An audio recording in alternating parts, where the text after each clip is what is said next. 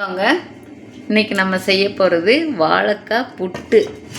வாழைக்காவை 2 பக்கத்தையும் வெட்டிட்டு ஆவியில் 10 நிமிஷம் வேக வச்சுருக்கேன். இப்போ இதை தோலை உரிச்சிட்டு சீவ போகிறோம்.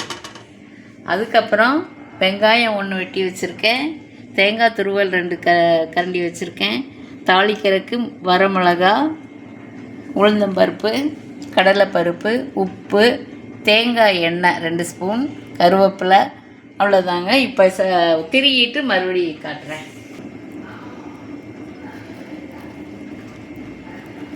இப்போ நல்லா உரிச்சிட்டுங்க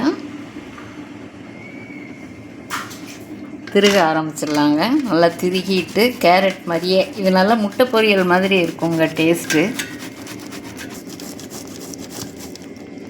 ஒரு வாழைக்காய் செய்தாலே நல்லா 4 பேருக்கு வருங்க சாப்பிட.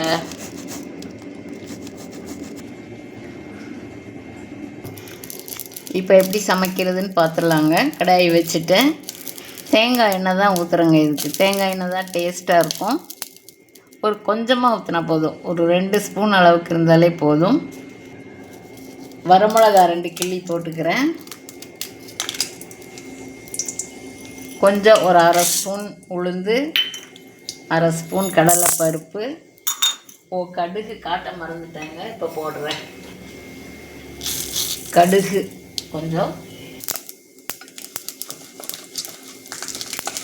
கொஞ்சம் கடலைப்பருப்பு நல்லா செவந்ததும் வெங்காயம் போடலாங்க. ஒரு 2 கொத்து கருவேப்பிலை போட்டுக்கலாம்.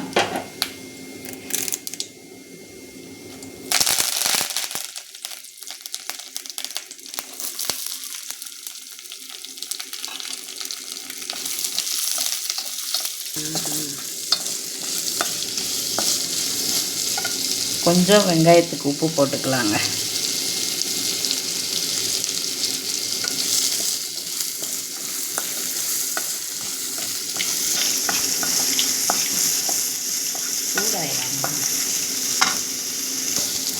இப்போ வெங்காயம் வதங்கிடுச்சுங்க.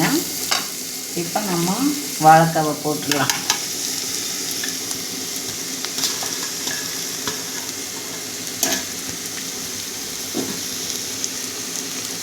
தேங்காவையும் போட்டுடலாம். உப்பு மீதி இருக்க உப்பு போட்டுக்கலாம்.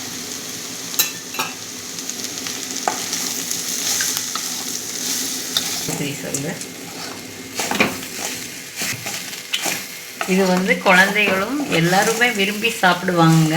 வாழைக்காய் சாப்பிடாதவங்க கூட இதை நல்லா சாப்பிடுவாங்க. இதை நீங்கள் கண்டிப்பாக ஒரு தடவை செய்து பாருங்கள், ரொம்ப நல்லா இருக்குங்க.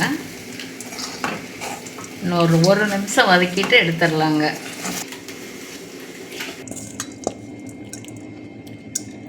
நீங்களும் ஒரு தடவை இதை மாதிரி செய்து பார்த்து எப்படி இருந்ததுன்னு எனக்கு சொல்லுங்கள். டேஸ்ட் எப்படி இருந்ததுன்னு கண்டிப்பாக நீங்கள் சொல்லணுங்க. நன்றி.